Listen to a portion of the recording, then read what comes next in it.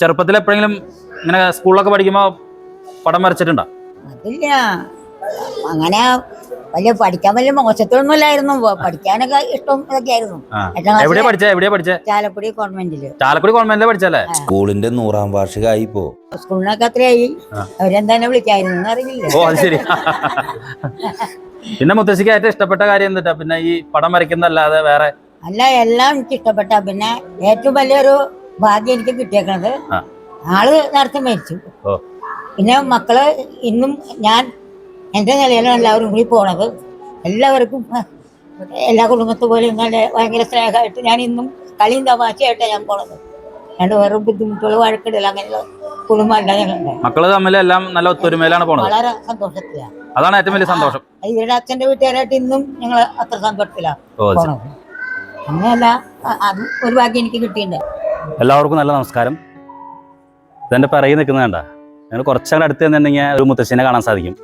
സരസ്വതി അമ്മ എന്ന് പറയുന്ന മുത്തശ്ശി, കുഴിക്കാട്ടിൽ കുടുംബത്തിലെ ബാലകൃഷ്ണൻ ഭാര്യ സരസ്വതി അമ്മ. അതാണ് മുത്തശ്ശിയുടെ പൂർണ്ണമായിട്ടുള്ള വിലാസം. സംഭവം എന്താണെന്നറിയാം, ഇങ്ങനെ ഒരു കാഴ്ച നമുക്ക് കാണണമെന്നുണ്ടെങ്കിൽ ഈ കാലഘട്ടത്തിൽ നോക്കിയാൽ മക്കളും മരുമക്കളും കൊച്ചുമക്കളൊക്കെ അടങ്ങി എല്ലാവരും മുത്തശ്ശിയുടെ കൂടെ ചേർന്നിരിക്കുന്ന ഒരു മനോഹരമായിട്ടുള്ള സംഗതി. നമുക്ക് ഇന്നത്തെ കാലഘട്ടത്തിൽ ഇങ്ങനെ ഒരു സംഭവം കാണാൻ ആഗ്രഹിക്കുക എന്ന് പറഞ്ഞു കഴിഞ്ഞിട്ടുണ്ടെങ്കിൽ ഭയങ്കരമായിട്ടുള്ളൊരു അത്ഭുതം തന്നെയാണ്. എന്തായിരുന്നാലും സരസ്വതി മുത്തശ്ശി ഒരു വ്യത്യസ്തമായിട്ടുള്ള മുത്തശ്ശിയാണ്. എനിക്കൊക്കെ അപ്പാപ്പനും അമ്മാമ്മയൊക്കെ പണ്ട് കാലത്ത് കഥകൾ പറഞ്ഞു തരുന്ന ഒരു കാലഘട്ടം ഉണ്ടായിരുന്നു. ഒരു 80-95 കാലഘട്ടത്തിലുള്ള കിഡ്സിനൊക്കെ അത് കിട്ടാനുള്ള ഭാഗ്യം ഉണ്ടായിട്ടുണ്ടാവും. പക്ഷേ ഇപ്പോൾ മുത്തശ്ശി കഥ എന്നൊക്കെ പറഞ്ഞു കഴിഞ്ഞിട്ടുണ്ടെങ്കിൽ പിള്ളേർക്ക് തന്നെ എന്താ സംഭവം എന്ന് അറിയാൻ സാധിക്കില്ല. അവരെല്ലാവരും മൊബൈലിൻ്റെയും ലാപ്ടോപ്പിൻ്റെ ഒക്കെ മുന്നിലായിരിക്കും. അവരവരുടേതായിട്ടുള്ള ഗെയിമുകളും സംഭവങ്ങളൊക്കെ ഉണ്ടാവും. പക്ഷേ ഇങ്ങനെ ഒരു കാലഘട്ടത്തിൽ ഈ മുത്തശ്ശി ഇന്നും കഥകൾ പറയുന്നു, പാട്ട് പാടുന്നു, ഒപ്പം പടം വരയ്ക്കുന്നു, മനോഹരമായിട്ടുള്ള ചിത്രങ്ങൾ. ഇപ്പോൾ എൻ്റെ ഈ സൈഡിൽ കാണുന്ന ഈ തൂണുകളിലൊക്കെ തന്നെ മുത്തശ്ശിയുടെ ഒരുപാട് ചിത്രങ്ങൾ, ഏകദേശം 100-നടുത്ത് വരുന്ന ചിത്രങ്ങൾ ഈ മുത്തശ്ശി വരച്ചു കഴിഞ്ഞു. ഏത് പ്രായത്തിൽ? 85 വയസ്സ് കഴിഞ്ഞപ്പോഴാണ് സർഗാത്മകമായി മുത്തശ്ശി ഇടപെടൽ നടത്തി തുടങ്ങുന്നത്. തീർച്ചയായിട്ടും നമുക്ക് ആ മുത്തശ്ശിയുടെ കാര്യങ്ങളാണ് ഇന്ന് ജയഫേസ് നിങ്ങളോട് പങ്കുവെക്കുന്നത്. കുഴിക്കാട്ടിൽ കുടുംബത്തിൽ ബാലകൃഷ്ണൻ ഭാര്യ സരസ്വതി അമ്മ എന്ന് പറയുന്ന നമ്മുടെ പ്രിയപ്പെട്ട മുത്തശ്ശിയുടെ കഥയാണ് നിങ്ങൾക്ക് മുന്നിൽ അവതരിപ്പിക്കുന്നത്. തീർച്ചയായിട്ടും ഈ കുടുംബത്തിന് എല്ലാ ശിഖരങ്ങളെയും ചേർത്ത് നിർത്തുന്ന ഒരു വലിയ ചാലക ശക്തിയായിട്ട് സരസ്വതി അമ്മ എന്ന് പറയുന്ന നമ്മുടെ ഈ മുത്തശ്ശി ഇന്ന് മാറിയിരിക്കുകയാണ്. അവിടേക്കാണ് ജയഫേസ് ഇന്ന് കടന്നു ചെല്ലുന്നത്.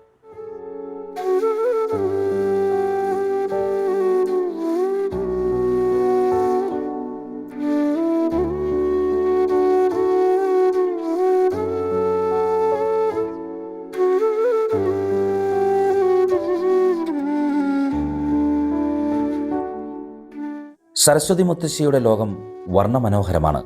റോസും വെളുപ്പും ചുവപ്പും മഞ്ഞയും നീലയും അങ്ങനെ എല്ലാ നിറങ്ങളും സംഗമിക്കുന്ന മനോഹരമായ ലോകം. എന്തു പറഞ്ഞാലും വാർദ്ധക്യം ഒരു സുഖമാണ്, അല്ലെങ്കിൽ ദുരവസ്ഥയാണ്. ഇനി ആശിക്കാൻ ഒന്നുമില്ലെന്നുള്ള ദുസ്ഥിതി.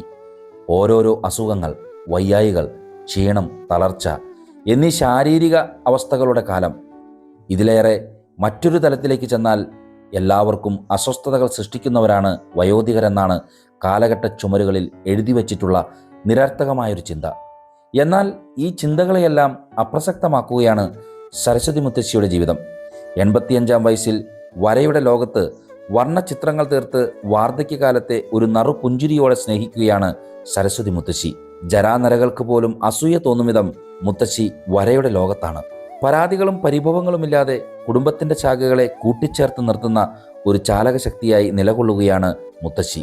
വാർദ്ധക്യം മുറിപ്പെടുത്തലല്ല, കൂട്ടിച്ചേർക്കലുകളുടെ കുടുംബാംഗങ്ങളെ ഒരുമിച്ച് നിർത്തുന്നതിൻ്റെ നേരടയാളമായി മാറുന്നത് കുഴിക്കാട്ടിൽ ബാലകൃഷ്ണൻ ഭാര്യ സരസ്വതി അമ്മയെന്ന സരസ്വതി മുത്തശ്ശിയുടെ ജീവിത നേർക്കാഴ്ച കാണുമ്പോഴാണ്.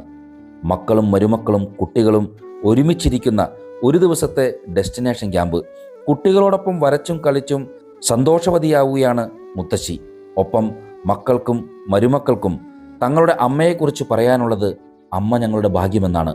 ഒറ്റപ്പെടുത്തലുകളുടെയും തള്ളപ്പെടലുകളുടെയും വാർദ്ധക്യകാലത്തെ മാറ്റി എഴുതുകയാണ് സരസ്വതി മുത്തശ്ശി.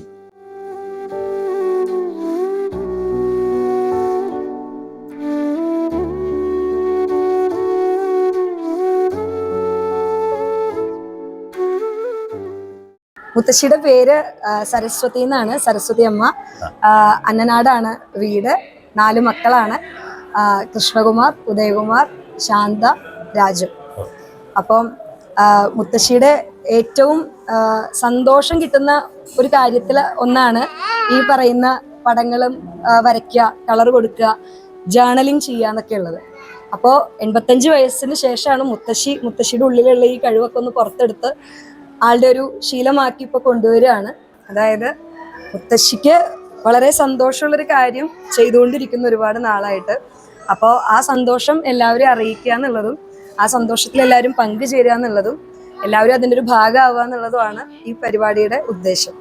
കുട്ടികളെയും അവരുടെ മാതാപിതാക്കളെയും കുടുംബാംഗങ്ങളെയും എല്ലാം ഒന്നിപ്പിച്ച് വളരെ സന്തോഷത്തോടെ ഒരുപാട് നല്ല ഓർമ്മകൾ കൊടുക്കുക എന്നുള്ളതാണ് ഈ ഒരു പരിപാടിയിലൂടെ നമ്മൾ ഉദ്ദേശിക്കണേ. അവര് പടം വരയ്ക്കാനും മല കയറാനും കാട് കാണാനും പുഴ കാണാനും ഒക്കെയുള്ള യാത്രകൾ തുടങ്ങാൻ പോവുകയാണ് ഈ ഒരു ക്യാമ്പിലൂടെ. അതിൻ്റെ ഒരു തുടക്കം മാത്രമാണ്. മുത്തശ്ശി ഭയങ്കര ഗ്രോത്ത് മൈൻഡ് സെറ്റ് ആയിട്ടുള്ള ഒരാളാണ്. എന്ത് കണ്ടാലും അതിനോടൊരു ക്യൂരിയോസിറ്റിയും അത് ചെയ്യണം എന്നുള്ളൊരു ആഗ്രഹമുള്ള ഒരാളാണ്. അങ്ങനെ ആദ്യം നടക്കോ എന്നുള്ളൊരു പേടിയോടുകൂടിയാണ് തുടങ്ങിയെന്നുണ്ടെങ്കിലും പിന്നെ പിന്നെ പിന്നെ പിന്നെ മുത്തശ്ശിക്ക് അതില്ലാണ്ട് പറ്റില്ല എന്നുള്ള അവസ്ഥയായി. അപ്പൊ ആളുടെ ദൈനംദിന ജീവിതത്തിൽ ഇതൊരു ഭാഗമായി. 80-ലധികം ചിത്രങ്ങള് ആള് നിറം നൽകി കഴിഞ്ഞു. ഇതിനങ്ങനെ പ്രത്യേക സമയം അങ്ങനെ കണ്ടെത്തി അങ്ങനെ എപ്പോഴാണ് ആൾക്ക് വരയ്ക്കുക അങ്ങനെയൊക്കെ ഉണ്ടോ? വൈകിട്ട് ചായ 4 ചായ കുടിക്കും. അത് കഴിഞ്ഞാൽ 1 മണിക്കൂർ നേരം ഇത് വരയ്ക്കും. അതിന് ശേഷം മേലേഴി വിളക്കുകൊളുത്തി നാമം ചെല്ലും. പിന്നെ എൻ്റെ ജീവിതത്തിലും കാലത്തൊക്കെ എണീറ്റ് കുളി കഴിഞ്ഞാൽ മൂത്ത മകൻ്റെ അവിടെയാണ് കിടക്കുന്നത്, തൊട്ടടുത്ത്. പിന്നെ ഒരു 10 മണിയാകുമ്പോൾ തൊട്ടടുത്ത് തന്നെ വീട്. അവിടെ വരും. അവിടെ വന്ന് എന്തെങ്കിലും അത്യാവശ്യം കറിയുടെ കാര്യങ്ങളൊക്കെ നോക്കും. പിന്നെ ഒരു 11-12 ആകുമ്പോൾ എല്ലാ നാമപുസ്തകങ്ങളും വായിക്കും. അതിന് ഭക്ഷണം കഴിച്ച് പേപ്പർ വായിച്ചോളം കിടക്കും. ഉറപ്പും വായന അങ്ങനെ കഴിയും. പുസ്തകങ്ങൾ വായിക്കാൻ ഭയങ്കര ഇഷ്ടമാണ്. ഈ മുത്തശ്ശി പടങ്ങൾ വരയ്ക്കുമ്പോഴേ ഇതിലെ ഈ കളറുകളും രൂപങ്ങളൊക്കെ ഇല്ലേ, അതെങ്ങനെ മനസ്സിലേക്ക് കിട്ടുന്നത് എങ്ങനെയാ? അതിന് വേറൊരു പേപ്പർ വെച്ചിട്ടുണ്ട്. അപ്പോൾ ഒരു കളർ എടുത്ത് ചിലപ്പോൾ നമ്മൾ അങ്ങനെ ഒരു ചിന്തയിൽ അത് തന്നെ കൊടുത്തുനിന്ന് വരും. അപ്പം ഞാൻ പേപ്പറിൽ വരയ്ക്കും ആ റൂട്ട് പെൻസിലിൻ്റെ കളറ്. അങ്ങനെ പല ഇതിനും വരച്ചല്ലോ പേപ്പർ ഉണ്ട് കയ്യില്. ഇതൊക്കെ മുത്തശ്ശിയുടെ ചിന്തകളാണോ ഈ വരയ്ക്കുന്നത്? അധികം ഭഗവാന്മാരുടെ ഫോട്ടോകളാണല്ലോ അധികം വരയ്ക്കുന്നത്. അത് 1-2 പുസ്തകങ്ങളേ ഉള്ളൂ. ആദ്യമൊക്കെ പൂക്കള് ഇതൊക്കെ ആയിരുന്നു. ഈ വരച്ചാന പടത്തിൽ ഏറ്റവും ഇഷ്ടപ്പെട്ടത് ഏതാ? അങ്ങനെയില്ല, ദൈവങ്ങളുടെ ഒക്കെ കൂടുതൽ ഇഷ്ടമുണ്ട്.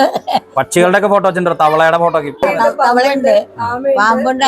ആദ്യമൊക്കെ അങ്ങനത്തെ ഇതായിരുന്നു. അപ്പൊ അവസാനമാണ് ഇപ്പൊ ദൈവത്തിന്റെ ഒക്കെ വന്നത്. പിന്നെ ഈ മയിലിലാണ് ഇപ്പൊ കൂടുതൽ ഭാഗം വരച്ചത്. മയില്. ഈ മുത്തശ്ശിക്ക് ഏറ്റവും ഇഷ്ടപ്പെട്ട കളർ ഏതാ? ഏറ്റവും ഇഷ്ടപ്പെട്ട നിറം? അത് റോസും വെള്ളയൊക്കെ എനിക്ക് കൂടുതൽ ഇഷ്ടം. റോസും വെള്ളയും. അത് ശരി. ഈ പേരക്കുട്ടികൾ എങ്ങനെയുണ്ട്? പേരക്കുട്ടികളും എല്ലാവരും നല്ല പെരുമാറ്റാ. നല്ല പെരുമാറ്റമാണ്. മക്കളെക്കാളൊക്കെ ഇഷ്ടം എന്നോട്. ഞാൻ അവരോടും തമാശ പറയും, ചീത്ത പറയും, എല്ലാം ഞാൻ ചെയ്യും. ഏറ്റവും കൂടുതൽ ഇഷ്ടമുള്ള പേരക്കുട്ടി ഏതാ? അങ്ങനെയില്ല. പിന്നെ ഇവളിതൊക്കെ കാണിക്കുമ്പോ എല്ലാവരും പറയും അപ്പടി അപ്പടി ചേച്ചാ ഇഷ്ടം എന്നൊക്കെ പറയും. അങ്ങനെയില്ല, എനിക്ക് എല്ലാം ഒന്നാണ്. പിന്നെ ദൈവം സഹായിച്ച ഇനി ഇങ്ങനെയൊക്കെ പോയി വലിയ കിടപ്പിലൊക്കെ ആവാണ്ട് ഭഗവാൻ കൊണ്ടുപോയാൽ മതി. എല്ലാ താമസങ്ങളും വായിക്കുമ്പോൾ അതൊരു അപേക്ഷയ്ക്ക് 100 വയസ്സ് വരെ ജീവിച്ചിരിക്കണ്ട നമുക്ക്. അത്രയൊന്നും വേണ്ട. കഥകളെ പറഞ്ഞു കൊടുക്കാറുണ്ട് പേരക്കുട്ടികൾക്ക്? അങ്ങനെയൊക്കെ വല്ല ചെറിയതൊക്കെ പഴയതൊക്കെ. അത് ശരി. അത് ഭയങ്കര കുറുമ്പിയാന്നുള്ള പറയണ മുത്തശ്ശി. ഗ്യാങ്സ്റ്റർ ആയിരുന്നു, ലീഡറായിരുന്നു. അതൊക്കെ അങ്ങനെയൊക്കെ സന്യാസികളല്ല. പിന്നെ അത് ചെയ്യൊക്കെ ചെയ്യും.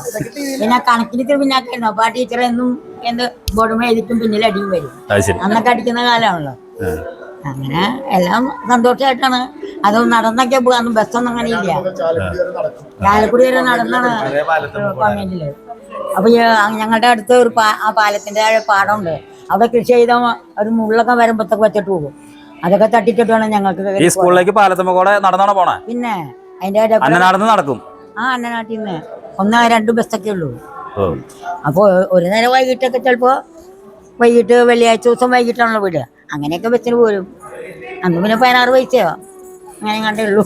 അപ്പൊ പിന്നെ ഒന്നിനും അങ്ങനെ ബുദ്ധിമുട്ടുക എന്നുള്ളതൊന്നും എൻ്റെ ജീവിതത്തിൽ ഉണ്ടായിട്ടില്ല. നമ്മള് കുട്ടിക്കാലം മുതൽ തന്നെ നമ്മൾ കുറുമ്പുകളും കാര്യങ്ങളൊക്കെ ആയിട്ട് വളർന്നെന്നുണ്ടെങ്കിലും ഒരു 2-3 തലമുറയെ സ്നേഹം എന്താണെന്ന് പഠിപ്പിച്ചത് എൻ്റെ അമ്മയാണ്. അതായത് ഇപ്പോഴും നമ്മളൊക്കെ വളരെയധികം സൗഹൃദത്തോടും സഹകരണത്തോടും സ്നേഹത്തോടും കൂടി വളർന്നുകൊണ്ടിരിക്കുക. അതായത് നമ്മളൊക്കെ കണ്ടിട്ടുണ്ടാവും ചിലപ്പോൾ ഇപ്പോൾ കൂട്ടുകുടുംബങ്ങളൊന്നും ഇല്ലാണ്ട് അണുകുടുംബങ്ങളിലേക്കൊക്കെ എല്ലാവരും മാറിക്കൊണ്ടിരിക്കുമ്പോൾ അച്ഛനും അമ്മേനെയൊക്കെ ഷെയർ ചെയ്യാന്നൊക്കെ പറയുന്ന ഒരവസ്ഥയിൽ ഒരു കാലഘട്ടത്തിലാണ് നമ്മൾ ജീവിക്കുന്നത്.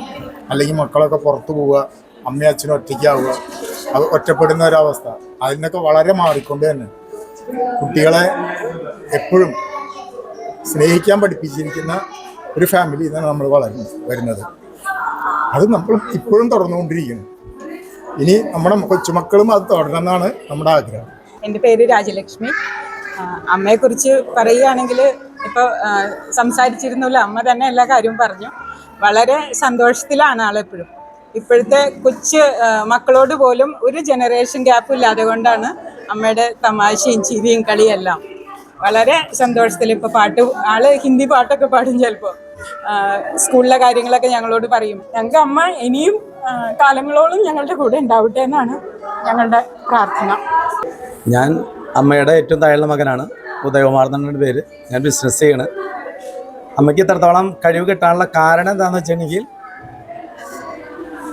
എൻ്റെ അച്ഛൻ എങ്ങനെയാണ് അമ്മയെ സ്നേഹിച്ചുകൊണ്ടിരുന്നത്, ആ സ്നേഹമാണ് അമ്മ ഞങ്ങൾക്ക് പകർന്നു തന്നത്. അപ്പോൾ അച്ഛൻ ഞാൻ SLCക്ക് പഠിക്കുമ്പോഴാണ് അച്ഛൻ പെട്ടെന്ന് അറ്റാക്ക് വന്ന് മരിക്കാനുണ്ടായത്. അത് കഴിഞ്ഞുള്ള ഓരോ സ്റ്റെപ്പുകളും നല്ല രീതിയിൽ ഇങ്ങനെ വളർത്തി ഞങ്ങളെ കൊണ്ടുവന്നു. അപ്പോൾ അച്ഛൻ വെച്ചാൽ അച്ഛൻ പഴയ കാലത്ത് അച്ഛൻ്റെ കുടുംബം വെച്ചാൽ വലിയ കുടുംബം, ചാലക്കുടി കുഴിക്കാട്ടിൽ ഫാമിലി. അച്ഛനായിരുന്നു ഏറ്റവും മുതിർന്ന ആൾ. അത് കഴിഞ്ഞിട്ട് ഇപ്പോൾ കെ മാധവൻ നായർ, രാഘവൻ നായർ, അങ്ങനെ രാമൻ നായർ, അങ്ങനെ 4 പെങ്ങന്മാർ. ഇപ്പം അമ്മയ്ക്ക് ഒരു 4:30 കഴിഞ്ഞാൽ ഇപ്പോൾ ചെയ്തുകൊണ്ടിരിക്കുന്ന ഡയറി എടുത്ത് കളറിങ് ഇപ്പോൾ ചെയ്തില്ലെങ്കിൽ, ഒരു പടം വന്ന് ഫിനിഷ് ചെയ്തില്ലെങ്കിൽ അമ്മയ്ക്ക് ബുദ്ധിമുട്ടായി. അതായത് ചെയ്തേ മതിയാകും ഇപ്പോഴത്തെ കാര്യങ്ങൾ. അപ്പോൾ അങ്ങനെ നല്ല രീതിയിൽ ഞങ്ങളെല്ലാവരും ഉത്തരവോടുകൂടി ഒരു കൂട്ടുകുടുംബമായിട്ട് ജീവിച്ചു വരുന്നു. അമ്മയുടെ മൂത്ത മരുമകൾ കൃഷ്ണകുമാറിൻ്റെ വൈഫാണ്. അപ്പോൾ ഞാനിപ്പോൾ ഇവിടെ അമ്മേൻ്റെ അടുത്ത് വന്നിട്ട് 38 വർഷമായി. അപ്പോൾ അന്ന് തുടങ്ങി ഞാനും അമ്മയും സ്വന്തം എൻ്റെ അമ്മ തന്നെയാണ്. അങ്ങനെ അമ്മയ്ക്കൊരു വേർതിരിവില്ല. അമ്മയ്ക്ക് മക്കളും മരുമക്കളും അങ്ങനെ പ്രത്യേകതയില്ല. അമ്മയുടെ മക്കളും മരുമക്കളും എല്ലാവരും ഒന്നാണ്. അതേപോലെ അത്ര സ്നേഹത്തോടു കൂടിയാണ് ഞങ്ങൾ കഴിഞ്ഞിരുന്നത്. ഞങ്ങൾ വീട് പണിതത് തന്നെ കുറച്ച് വൈകിയാണ്. അന്നും അയൽപക്കക്കാർ പറയും, നിങ്ങൾ ഇവരോട് എന്തെങ്കിലും പോരെടുത്താൽ അവർ വേറെ വീട് വെച്ച് മാറുള്ളൂ, അങ്ങനെ അവരെ പറഞ്ഞിട്ടുണ്ട്. അപ്പോൾ അതുപോലെ ഞങ്ങൾ വളരെ സ്വരമോടുകൂടി ജീവിച്ചു വന്നതാണ്. ഇപ്പോഴും അതേപോലെ സന്തോഷമായിട്ട് ഞങ്ങളുടെ 2 വീട്ടിലായിട്ടാണ്. തൊട്ടടുത്ത് തന്നെയാണ് ഞങ്ങൾ വീട് പണിതത്. അപ്പോൾ അമ്മ 2 വീട്ടിലുണ്ടത് കാരണം ഞങ്ങൾക്ക് 2 വീട്ടിലും എന്നും അമ്മയുണ്ട്. രാത്രി ഞങ്ങളുടെ വീട്ടിലാണ്, പകൽ അമ്മ തറവാട്ടിലാണ്. അപ്പോൾ 2 വീട്ടിലെ കാര്യങ്ങളും അമ്മ എല്ലാ കാര്യങ്ങളും ശ്രദ്ധിക്കും. ഞങ്ങളെല്ലാവരുമായിട്ട് വളരെ സന്തോഷത്തോടു കൂടി, കൊച്ചുമക്കളോടും അതുപോലെ തന്നെ. അമ്മയ്ക്ക് ജനറേഷൻ ഗ്യാപ്പ് എന്നുള്ളൊരു സംഭവം ഇല്ല. അത് തന്നെയാണ് ഞങ്ങളുടെ വിജയം. അമ്മയുടെ കാര്യം പറയുകയാണെങ്കിൽ അമ്മയ്ക്ക് ആദ്യമൊന്നും ഇത്രയും ചായ കുടിക്കുന്ന ഒരു സമയം എന്ന് പറഞ്ഞാൽ കൃത്യത അങ്ങനെയൊന്നും ഉണ്ടായിരുന്നില്ല. പക്ഷെ ഇപ്പം ഒരു 4 മണിയാകുമ്പോഴത്തേക്കും അമ്മ പറയും ചായ വെക്കണം. അപ്പം ഞാൻ ചോദിക്കും അമ്മയ്ക്ക് ഇത്ര തിരക്കായെന്ന് ചോദിക്കുമ്പോൾ പറയും അതല്ല, പെയിൻറ്റിങ്ങിലാണ് ഇപ്പോൾ ആൾക്ക് ഒരു വർഷത്തോളമായിട്ട്. അപ്പോൾ ചായ കുടിച്ചു കഴിഞ്ഞാൽ അതിരുന്ന് വിളക്ക് വയ്ക്കുന്നത് വരെ ആ പെയിൻറ്റിങ്ങിലാണ്. എന്ത് വന്നാലും അതാണ്. അപ്പം ഞങ്ങൾ തമാശയ്ക്ക് ഞാൻ മോനോടൊക്കെ പറയും, അച്ഛമ്മ അതിൽ ശ്രദ്ധിച്ചിരുന്നിട്ട് വേറെ ഒരു കാര്യം അറിയുന്നില്ല, അതുപോലെ വേണോട്ടോ നിങ്ങളൊക്കെ പഠിക്കാനും അതേപോലുള്ള കാര്യങ്ങൾ. അതിലിരുന്ന് കഴിഞ്ഞാൽ ആരും ഒന്ന് വിളിച്ചാലും അറിയില്ല, അതിൽ തന്നെയാണ് ശ്രദ്ധ. അത് കഴിഞ്ഞിട്ടേ ആള് പോയി വിളക്ക് ഒഴിച്ച് നാമം ചൊല്ലാനൊക്കെ. അപ്പോൾ വളരെ സ്നേഹത്തോടും ഞാൻ വന്നിട്ട് 27-28 വർഷത്തോളമായി. സ്വന്തം അമ്മയെ പോലെ തന്നെ ഞങ്ങൾ കരുതുന്നു. അപ്പം ഞാൻ വീട്ടിൽ ജോലി കഴിഞ്ഞ് വന്നാലും ഞായറാഴ്ച ദിവസങ്ങളോ അല്ലെങ്കിൽ ഇടകിട്ടുമ്പോഴൊക്കെ ഇവിടെ വീട്ടിൽ സന്ദർശിക്കാറുണ്ട്. എൻ്റെ അമ്മയെ പോലെ തന്നെ അവിടെ വന്ന എല്ലാ സ്വീകരണങ്ങളും എനിക്ക് തന്നിട്ടുണ്ട്. പിന്നെ ഈ അമ്മ ഈ പടം വരയ്ക്കണ കാര്യത്തെപ്പറ്റി എനിക്ക് കൂടുതൽ അറിയില്ലായിരുന്നു. ഞാൻ ഈയിടെയാണ് അതിനെപ്പറ്റി മനസ്സിലാക്കിയത്.